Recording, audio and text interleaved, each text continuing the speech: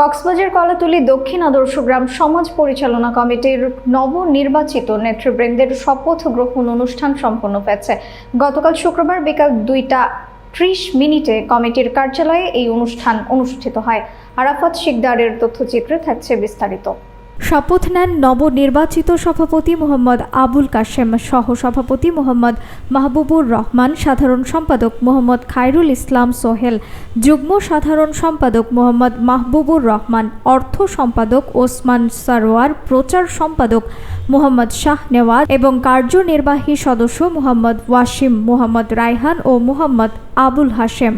অনুষ্ঠানে প্রধান অতিথি হিসেবে উপস্থিত ছিলেন সমিতির প্রধান উপদেষ্টা জহির আহমেদ এবং কক্সবাজার পর্যটন অঞ্চলের শ্রমিক দলের সাধারণ সম্পাদক মোহাম্মদ ফরিদুল আলম সহ উপদেষ্টা কমিটির নেতৃবৃন্দ।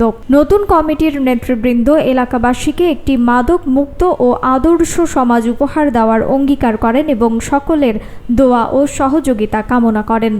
প্রকাশ করতে আমার পরিবারের পক্ষ থেকে আমি কৃতজ্ঞতা প্রকাশ করতে আমার পরিবারের কমিটি ছাড়াও যে মুরব্বী যত তাড়াতাড়ি পারি আমরা উদ্যোগ নিয়ে কাজটা করার জন্য